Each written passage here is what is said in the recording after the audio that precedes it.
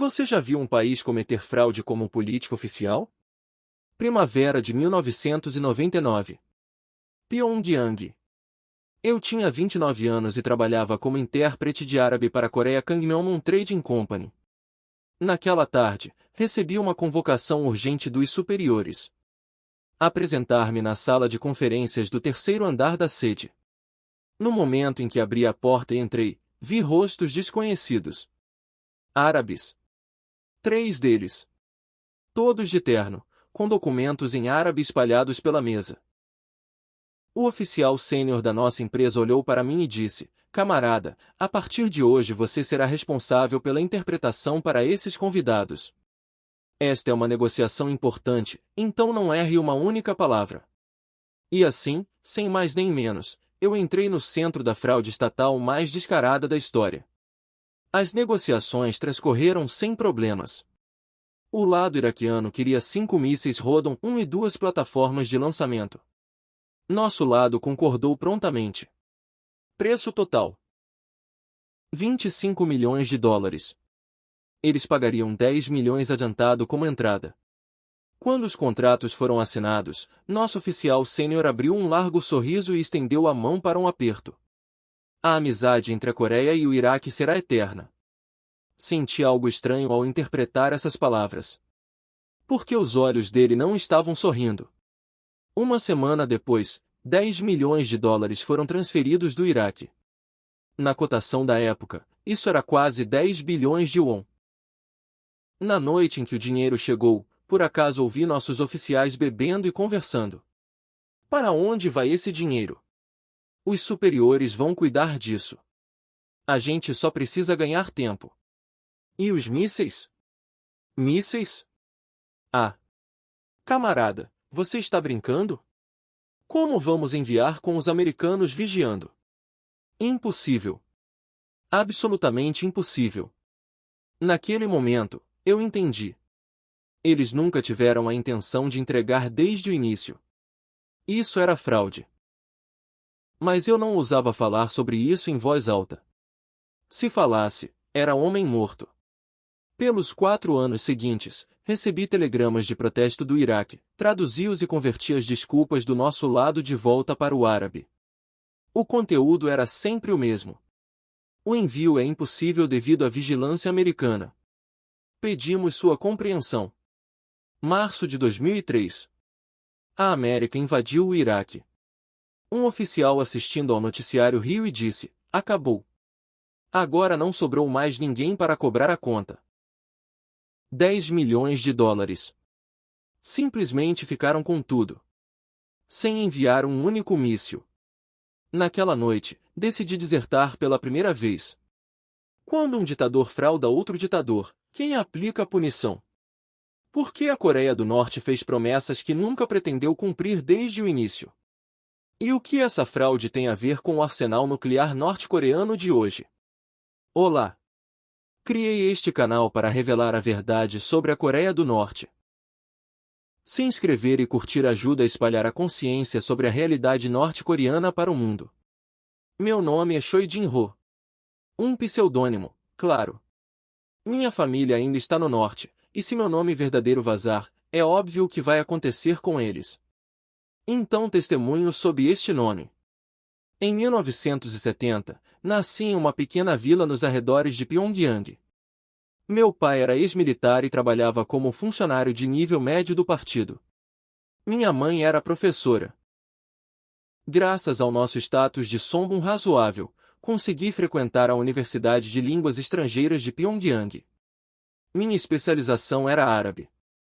Por que árabe? Naquela época na Coreia do Norte, árabe era o caminho mais rápido para o sucesso. Os negócios de armas com países do Oriente Médio estavam em alta, e havia escassez de intérpretes. Se você fosse bom em árabe, poderia ser designado para uma organização de captação de moeda estrangeira, e então poderia viver uma vida que norte-coreanos comuns nem sonhavam. Estudei muito. Durante todos os 4 anos de universidade, ouvi transmissões em árabe, memorizei dicionários e tive professores nativos corrigindo minha pronúncia. Na formatura, fiquei em primeiro lugar da turma. Em 1993, Ao me formar, fui designado para a Korea Kangmyeonmun Trading Company. O nome soa como uma empresa comercial comum, mas a realidade era diferente. Esta empresa era uma agência de exportação de armas subordinada ao Ministério das Forças Armadas Populares. Mísseis, lançadores de foguetes, munição, programas de treinamento militar. Lidava com praticamente todo item militar que a Coreia do Norte pudesse vender por moeda estrangeira. Como novato, inicialmente fui designado apenas para tradução de documentos e tarefas menores. Mesmo quando participava de reuniões, sentava no canto e apenas fazia anotações. Mas graças às minhas habilidades em árabe, gradualmente fui sendo puxado para trabalhos mais importantes. Em 1995, fiz minha primeira viagem de negócios ao exterior. O destino era Damasco, na Síria. A cidade servia como um centro intermediário para transações no Oriente Médio. Lá conheci clientes do Iêmen, da Líbia, do Egito e de outros lugares. Todos queriam nossas armas. Até então, eu tinha orgulho do que fazia. Acreditava que era um trabalho patriótico, ganhando moeda estrangeira para a pátria. Era isso que me ensinaram na escola, no exército, no trabalho. Estávamos ajudando nações irmãs do terceiro mundo lutando contra o imperialismo. Mas logo a realidade começou a se mostrar. Um dia em 1997, tive uma reunião com uma delegação líbia em um hotel em Damasco. Eles queriam uma versão aprimorada do míssil Scud-C. Nosso oficial concordou prontamente. Um contrato foi elaborado, e uma entrada foi transferida. Mas meses se passaram, e nenhum míssil foi entregue. Reclamações vieram do lado líbio. Traduzi esses telegramas de protesto e relatei à liderança. As instruções de cima foram simples. Diga a eles que a entrega está atrasada devido a circunstâncias internacionais instáveis. Coloquei essas palavras diretamente em árabe e enviei de volta. A mesma coisa aconteceu várias vezes. Iêmen, Egito, Síria. Dinheiro recebido, mercadorias atrasadas, e as desculpas eram sempre similares. Circunstâncias internacionais. Vigilância americana. Problemas nas rotas de envio. No início, pensei que esses problemas eram reais. Mas com o passar do tempo, surgiram dúvidas. Por que sempre havia problemas? Por que entregas que nunca aconteciam eram mais comuns do que as que aconteciam? Essa pergunta se transformou em certeza quando o negócio com o Iraque começou no final de 1998. Dezembro de 1998. A América bombardeou o Iraque. Logo após esse ataque aéreo, chamado de Operação Raposa do Deserto, uma diretriz secreta chegou à nossa empresa. O lado iraquiano havia feito contato. O regime de Saddam Hussein estava procurando formas de retaliar contra a América. O que eles queriam eram mísseis balísticos de médio alcance com alcance superior a 800 quilômetros. Armas que pudessem atingir Israel. E o Rodon, um da Coreia do Norte, se encaixava perfeitamente nessas especificações. Janeiro de 1999. O primeiro contato foi feito em Damasco. Participei como intérprete. A delegação iraquiana consistia em 3 pessoas. O chefe da delegação era um homem na casa dos 50 com o título de assessor especial do Ministério das Relações Exteriores. Seu nome era Karim, mas depois descobri que também era um pseudônimo. Todo mundo estava usando nomes falsos. Nosso lado também. A primeira reunião foi para sondar um ao outro. O lado iraquiano fez perguntas detalhadas sobre o desempenho do Rodon 1. Alcance, peso da ogiva, precisão, tempo de preparação de lançamento. Nosso lado respondeu com confiança. Os dados técnicos já estavam preparados de qualquer forma. Karen perguntou: este míssil pode atingir Tel Aviv? Nosso oficial sorriu e respondeu: claro. De Bagdá, você pode alcançar qualquer cidade em Israel. O alcance do nosso míssil é de 1.300 quilômetros, cerca de 800 milhas. O Rodon 1 é uma arma comprovada em combate real. Coloquei essas palavras em árabe. Os olhos de Karen brilharam. Excelente! Queremos 5 mísseis e 2 plataformas de lançamento. E também especialistas para treinar nossos técnicos. Isso é possível. No entanto, há condições. Pode dizer. Vocês devem primeiro pagar 10 milhões de dólares como adiantamento. Após a entrega dos mísseis, vocês pagam os 15 milhões restantes. Karen pensou por um momento, depois assentiu. São termos razoáveis. Vou relatar ao meu governo e obter aprovação. Depois que a reunião terminou, nosso oficial me chamou. Ele estava parado junto a uma janela do corredor, fumando. Camarada Choi, boa interpretação hoje. Obrigado, camarada oficial. Ele soltou a fumaça do cigarro e disse, este negócio é especial. Os superiores estão supervisionando pessoalmente. Entende? Os superiores. Isso significava o presidente Kim Jong-il da Comissão de Defesa Nacional. Fiquei tenso. Vou ter isso em mente. E mais uma coisa. O que você vê e ouve nessas negociações nunca deve ser divulgado para fora. Nem para a família, nem para amigos. Ninguém. Entende? Sim, entendo.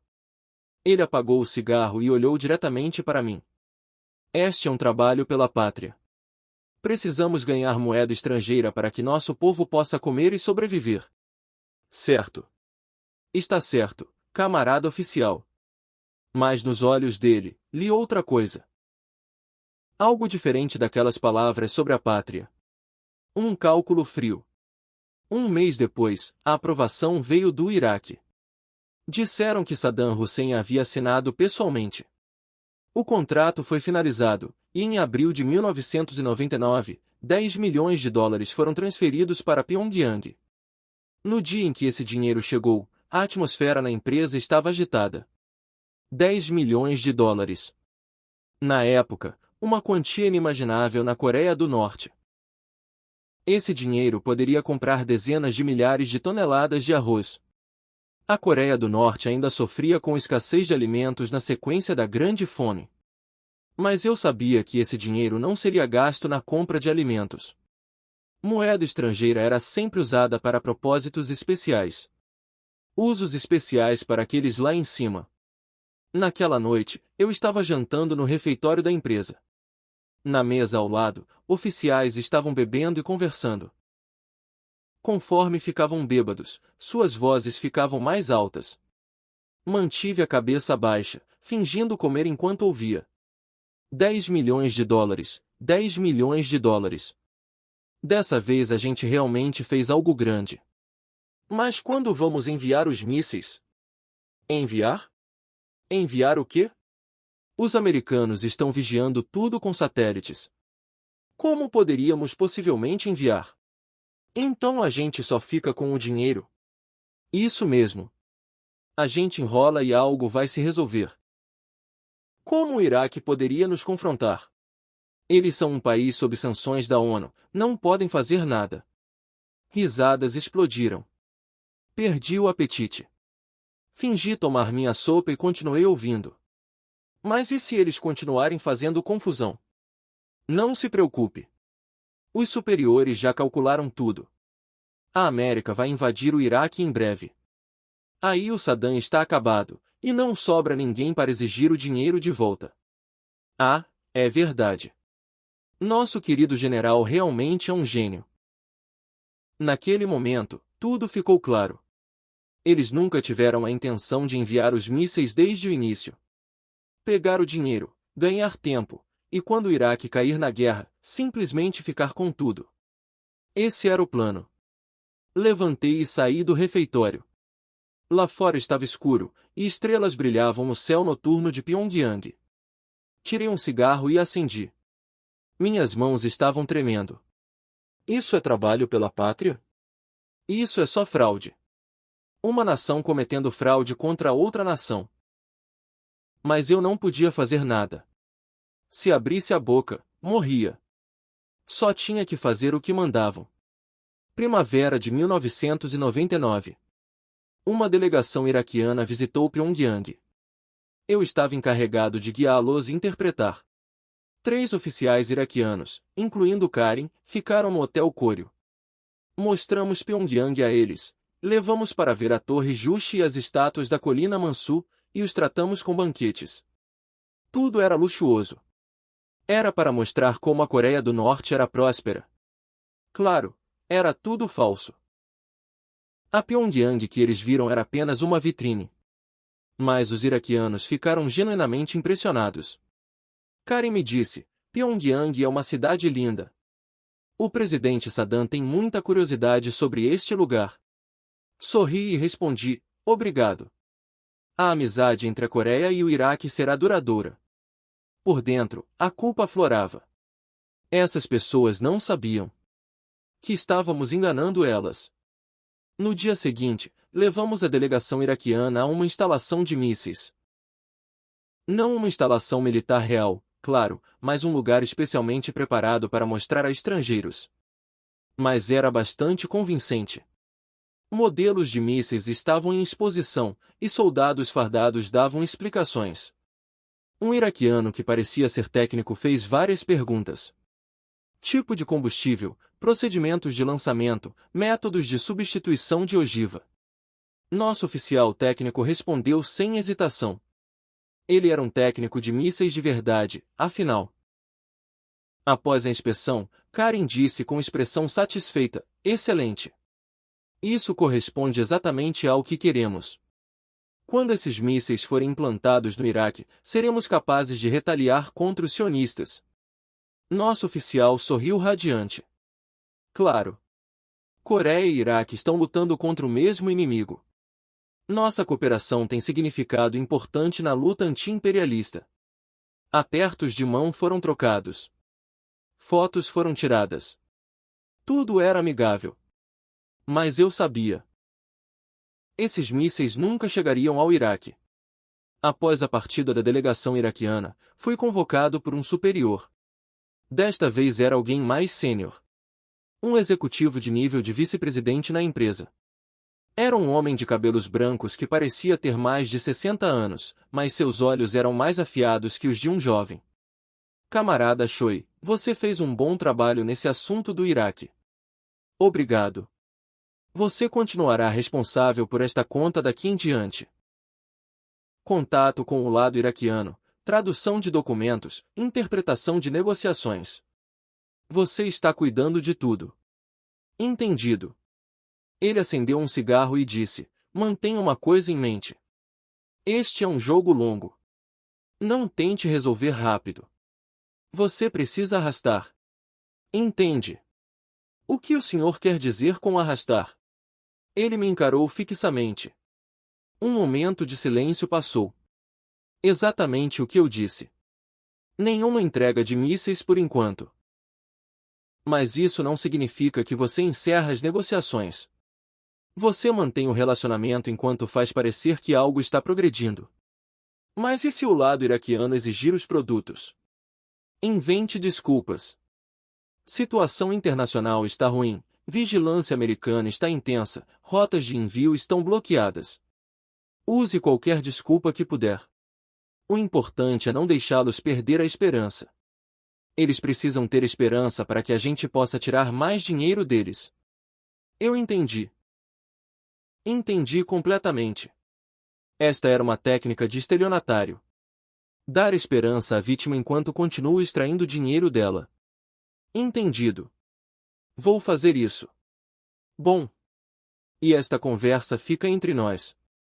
É segredo dos outros funcionários. Entende? Vou ter isso em mente. Saí do escritório. Caminhando pelo corredor, pensei, agora me tornei oficialmente cúmplice de fraude. O gerente operacional de um golpe estatal. Pelos 4 anos seguintes, vivi como mentiroso. A partir do segundo semestre de 1999, consultas começaram a chegar do lado iraquiano.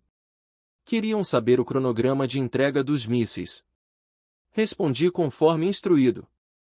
A atual situação internacional é extremamente instável.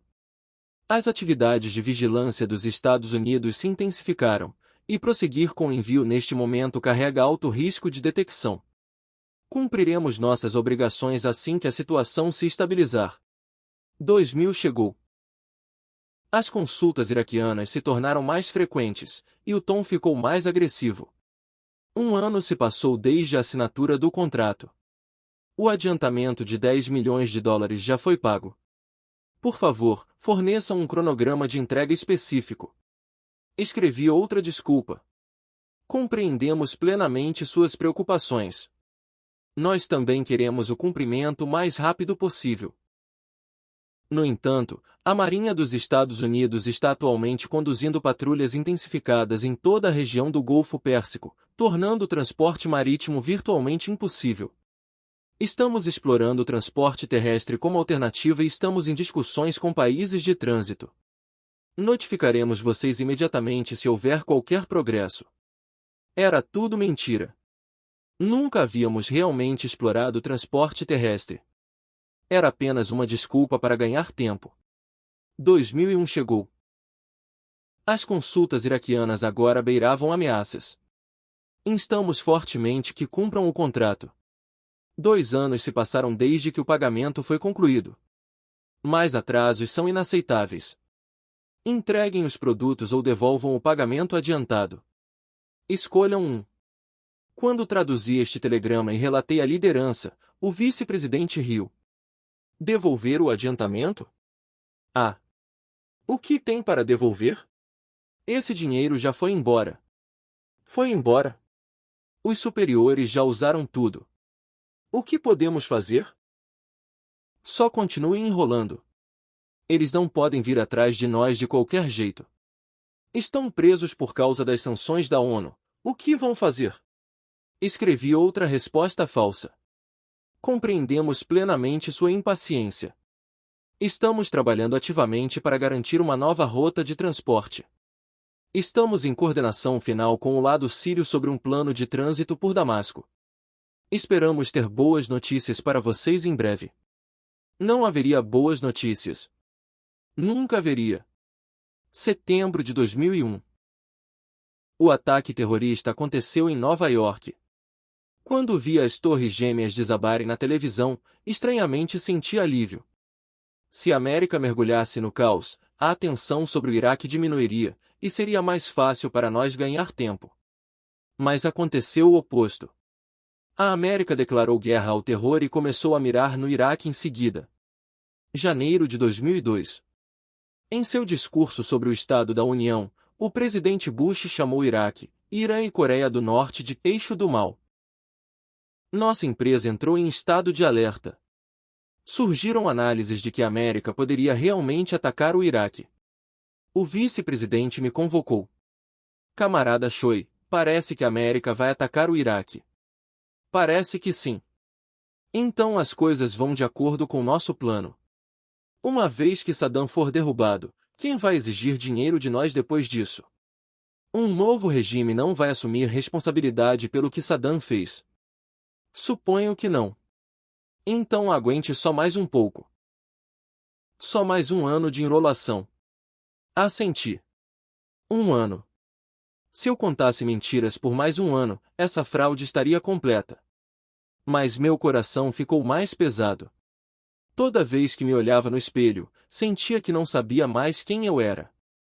Para onde foi aquele jovem que acreditava estar trabalhando pelo seu país? O que o espelho mostrava agora era apenas um estelionatário. Ao longo de 2002, os pedidos do Iraque se tornaram cada vez mais desesperados.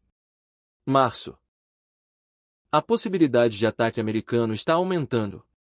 Precisamos urgentemente dos mísseis. Julho, o presidente Saddam está perguntando pessoalmente sobre o progresso. Solicitamos uma resposta imediata. Novembro, este é nosso pedido final. Entreguem os produtos ou pelo menos devolvam o adiantamento. Cada vez, eu repeti as mesmas desculpas. Vigilância americana. Problemas nas rotas de envio. Esperem só mais um pouco. A última resposta que enviei foi em janeiro de 2003. Compreendemos profundamente sua situação. Nós também temos profundas preocupações sobre as atuais circunstâncias internacionais. Mas precisamente por isso, o envio neste momento poderia representar riscos fatais para ambos os lados. Cumpriremos nossas obrigações assim que a situação se acalmar. Pedimos apenas um pouco mais de paciência. Essa foi a última mensagem que enviamos. 20 de março de 2003. A América invadiu o Iraque. Assistindo ao noticiário, senti emoções complicadas. Bagdá sendo bombardeada. Cidadãos fugindo. Prédios desabando. E em algum lugar no meio de tudo aquilo, as pessoas que estavam esperando nossos mísseis. Na empresa, era clima de celebração. Oficiais bebiam e brindavam. Acabou! Saddam está acabado. 10 milhões de dólares agora são nossos. Os superiores estão muito satisfeitos. O vice-presidente me ofereceu uma bebida. Camarada Choi, obrigado pelo trabalho duro. Obrigado por aguentar esses 4 anos. Peguei a bebida, mas não tomei. Camarada oficial, posso perguntar uma coisa? O quê? Desde o início. O senhor sabia desde o início que ia dar nisso? O vice-presidente me encarou. Depois riu. Camarada, você ainda não entende? O querido general sabia desde o início que a América ia atacar o Iraque. Saddam não tem armas nucleares. O querido general sabe melhor do que ninguém o que acontece quando um país sem armas nucleares enfrenta a América. Então foi por isso que não enviaram os mísseis para o Iraque? Porque eles estavam condenados de qualquer jeito. Isso é parte do motivo, mas há outra razão. Se enviássemos mísseis, a América poderia usar isso como pretexto. Poderiam dizer que a Coreia do Norte vendeu sistemas de entrega de armas de destruição em massa ao Iraque e vir atrás de nós também. Então não enviar foi a decisão certa. Pegar o dinheiro, não enviar os produtos, e culpar a América pela desculpa. Perfeito, não. Fiquei sem palavras. Isso não era apenas fraude. Era estratégia calculada. Usar o Iraque para fazer dinheiro, usar a América como desculpa para evitar responsabilidade, e no final, só a Coreia do Norte se beneficiou. E camarada, há uma lição ainda mais importante em tudo isso. O vice-presidente falou com expressão séria. Olhe para Saddam. Aquele homem caiu porque não tinha armas nucleares. Se ele tivesse armas nucleares, a América teria ousado invadir? De jeito nenhum. É por isso que nunca devemos desistir do nosso programa nuclear. Ter armas nucleares é como se sobrevive. Essas palavras ecoaram na minha cabeça.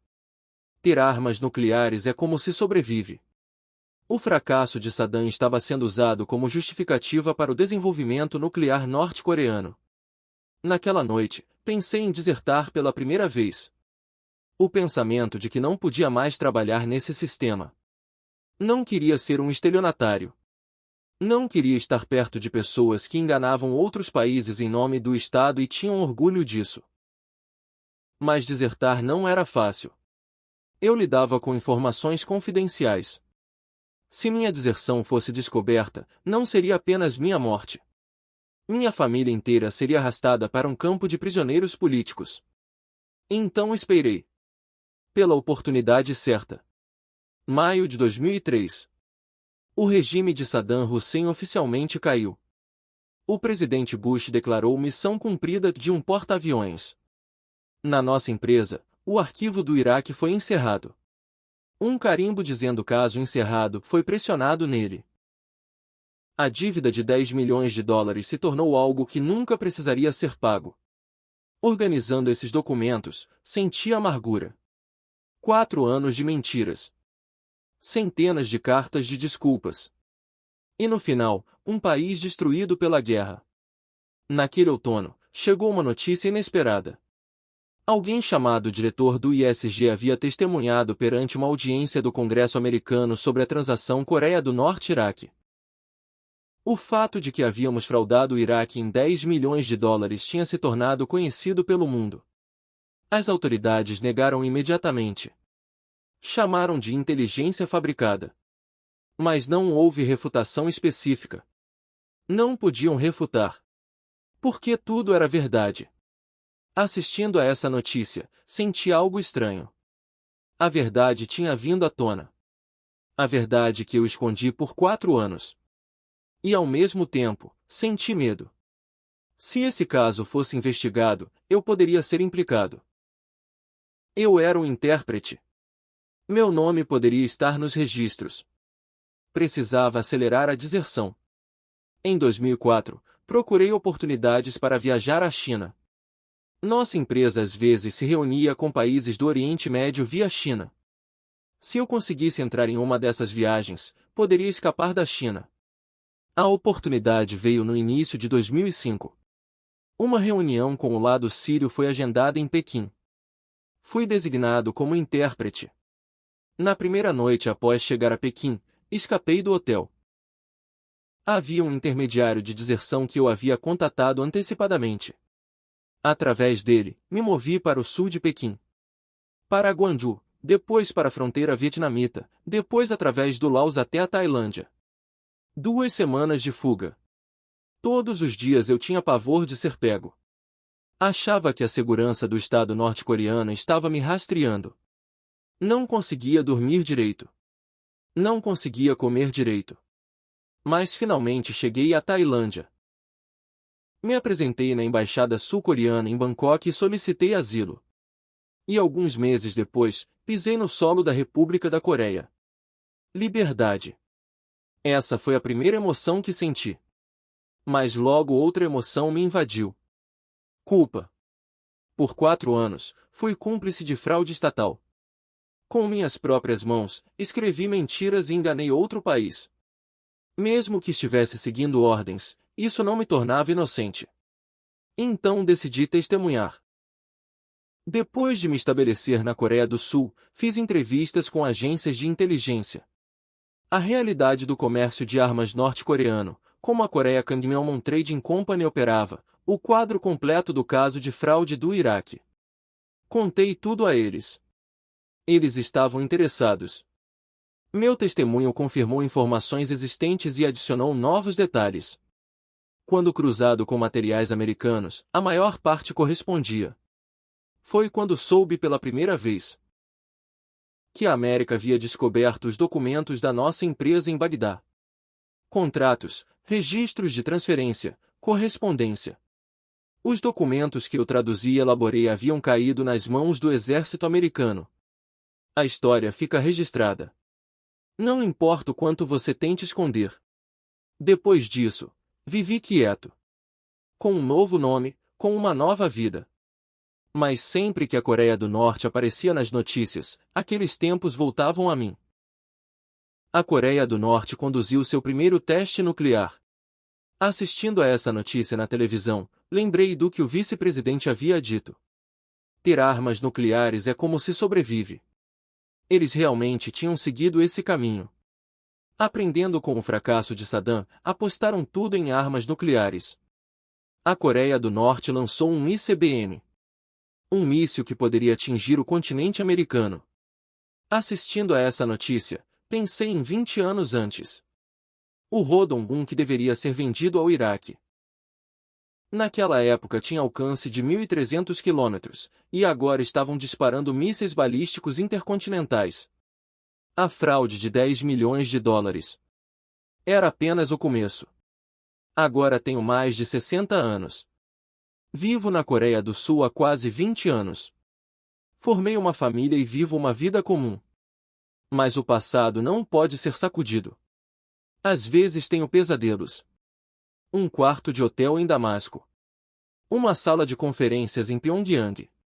O rosto de Karen. E as mentiras que escrevi. A entrega é impossível devido à vigilância americana. Por favor, esperem só mais um pouco. Teremos boas notícias para vocês em breve. Tudo mentira. E em troca dessas mentiras, a Coreia do Norte ficou com 10 milhões de dólares. Às vezes penso. E se tivéssemos realmente enviado os mísseis naquela época? A história teria sido diferente? Provavelmente não. O Iraque não poderia ter derrotado a América com alguns mísseis. Mas pelo menos Saddam teria tido ferramentas para lutar. E a Coreia do Norte poderia ter evitado o rótulo de estelionatária. Mas não existem e-se na história. O que aconteceu, aconteceu. Quis deixar essa história para o mundo. A verdade vista da perspectiva de um insider. Como a Coreia do Norte engana outros países. E como pessoas comuns são transformadas em cúmplices no processo. Eu segui ordens. Essa é minha desculpa. Mas não me torna inocente. Participei de fraude. Essa responsabilidade vou carregar pelo resto da vida. Olhando para a Coreia do Norte agora, me pergunto: quanto tempo esse sistema pode durar? Quanto tempo podem aguentar com armas nucleares? Saddam achava que duraria para sempre também. Mas caiu. Gaddafi também. Ditadores eventualmente caem. É só questão de tempo. A Coreia do Norte vai cair algum dia também. E quando isso acontecer, essa história vai permanecer como prova. Prova do que fizeram. O fantasma dos 10 milhões de dólares. Esse fantasma ainda está vagando. Em algum lugar num cofre em Pyongyang, traços desse dinheiro podem permanecer. Como relógios de luxo, como bebidas importadas, como mansões extravagantes. E em algum lugar nas ruínas de Bagdá, as mágoas daqueles que esperaram por mísseis podem persistir. Eu estava entre eles.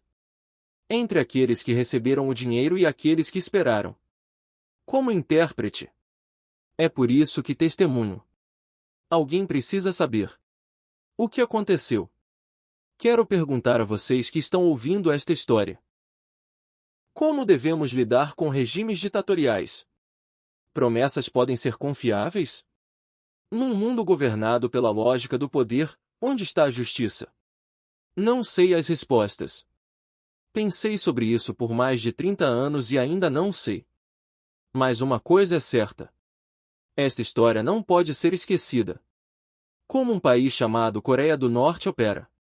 Do que são capazes de fazer. E como pessoas comuns são esmagadas pelo sistema. Eu fiz parte desse sistema. Agora sou uma testemunha denunciando esse sistema. O fantasma dos 10 milhões de dólares. É uma sombra sobre minha vida. Para escapar dessa sombra, testemunho assim.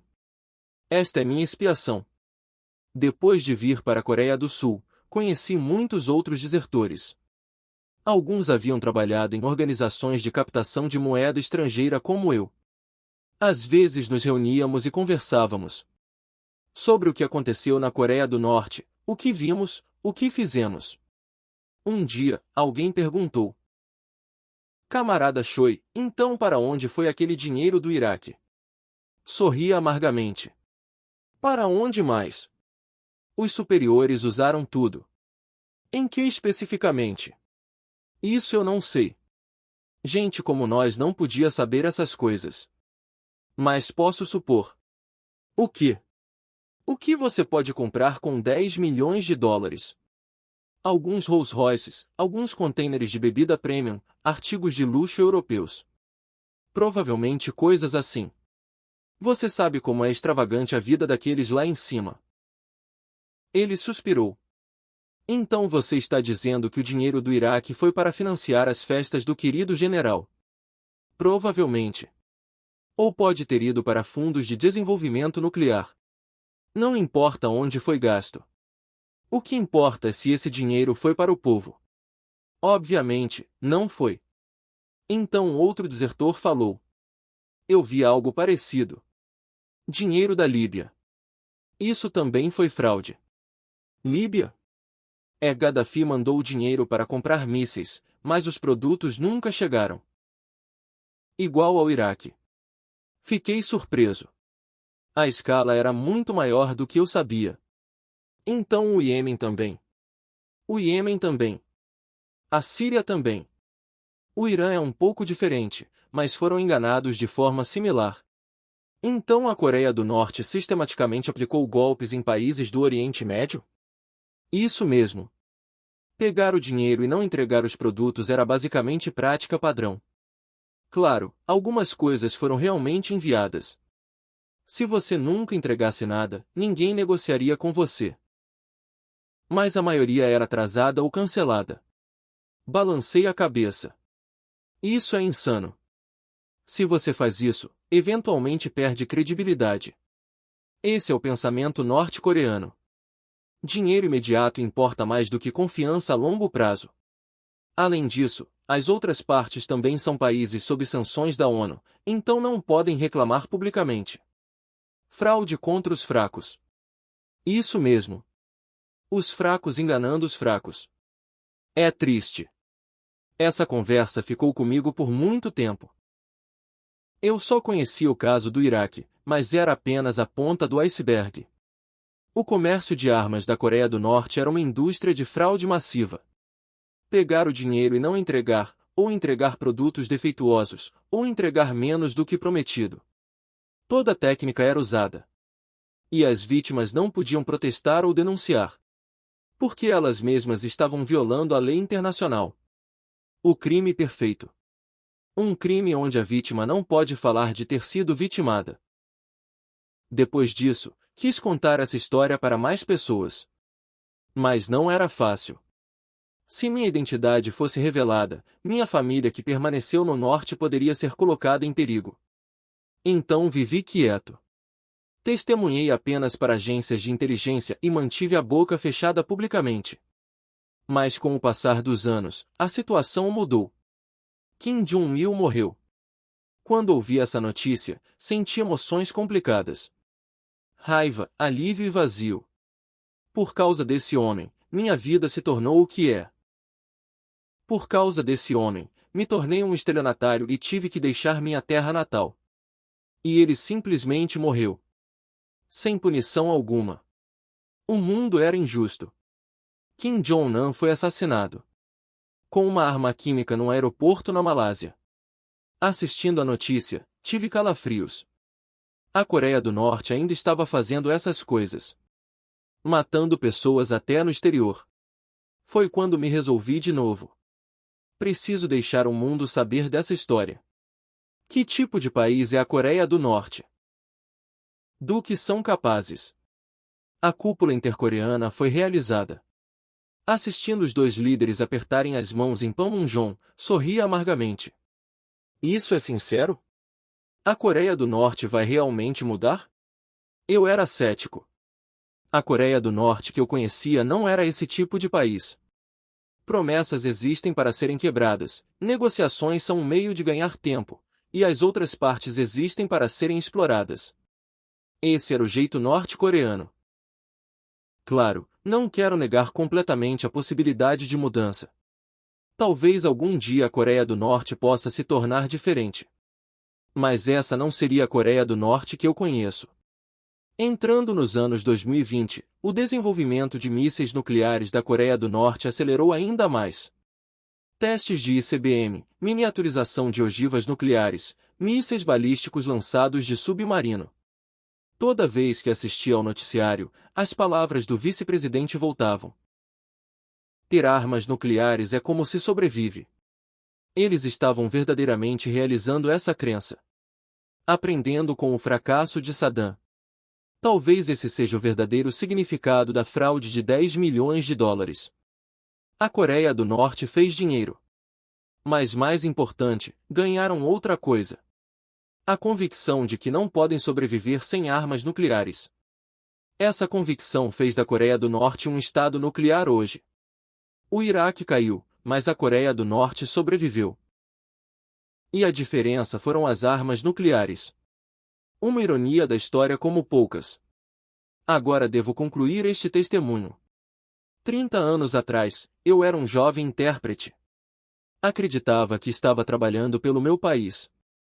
Mas no final, era apenas assistente de estelionatário. Essa experiência me mudou. Não acreditava mais no sistema. E eventualmente escapei. Agora vivo num país livre. Posso dizer o que quero dizer e ouvir o que quero ouvir. Só por isso, sou grato. Mas milhões ainda estão presos no norte. Eles não sabem a verdade. O que seu país faz com outras nações? Que tipo de pessoa é seu líder? Espero que essa história chegue até eles. Quando a Coreia do Norte se abrir algum dia, espero que esse registro se torne parte da história. O fantasma dos 10 milhões de dólares. É a verdadeira face do regime norte-coreano. Estelionatários que pegam dinheiro e não entregam produtos. Mentirosos que quebram promessas e inventam desculpas. E um sistema que justifica tudo isso em nome do Estado. Trabalhei nesse sistema. Agora denuncio esse sistema. Esta é a única expiação que posso oferecer. Agradeço por ouvir esta história até o fim. E quero pedir uma coisa. Por favor, não esqueçam que isso aconteceu. E que ainda está acontecendo. A Coreia do Norte não mudou. Não vai mudar. Pelo menos não enquanto o sistema atual permanecer. Então devemos permanecer vigilantes. Não devemos aceitar suas palavras pelo valor de face. Quando fazem promessas, não devemos acreditar. Saddam Hussein acreditou também. Que se mandasse 10 milhões de dólares, mísseis viriam. Mas os mísseis nunca vieram. E Saddam morreu na forca. É isso que acontece quando você faz negócios com a Coreia do Norte. Eu vi de perto. É por isso que testemunho. O fantasma dos 10 milhões de dólares. Esse fantasma ainda está vagando dentro dos cofres de Pyongyang. Nas sombras da história. E na minha memória. Para sempre. Às vezes penso em Karim. Aquele homem que era chefe da equipe de negociação iraquiana. O que aconteceu com ele? Depois que a América ocupou o Iraque em 2003, a maioria dos altos funcionários do regime de Saddam foi capturada ou fugiu. Karim deve ter sido um deles. Se está vivo, morto, preso ou fugiu. Se estiver vivo, o que está pensando? Ele sabe que foi enganado por nós? Que 10 milhões de dólares simplesmente evaporaram. Talvez ele esteja vivendo quieto em algum lugar também, como eu. Assombrado por memórias do passado. Sentamos na mesma mesa de negociação. Mas em lados completamente opostos. Eu era o intérprete dos estelionatários, e ele era o representante das vítimas. Olhando para trás agora, sinto muito. De verdade. Sinto muito por ter enganado vocês. Nunca terei a chance de dizer isso diretamente, mas estou deixando este registro aqui. Sinto muito, Karim. Sinto muito, Iraque. O que fizemos foi errado. E o preço ainda está sendo pago. Na forma de armas nucleares. Na forma de ansiedade global. Na forma de um confronto sem fim à vista. A fraude de 10 milhões de dólares. Esse foi o começo. E o fim ainda não chegou. Algum dia, quando o regime norte-coreano cair, toda a verdade virá à tona. Até lá, continuarei a testemunhar. Isso é o que posso fazer. A única coisa que posso fazer. Lembrar do fantasma dos 10 milhões de dólares. E passar essa história adiante. Fim.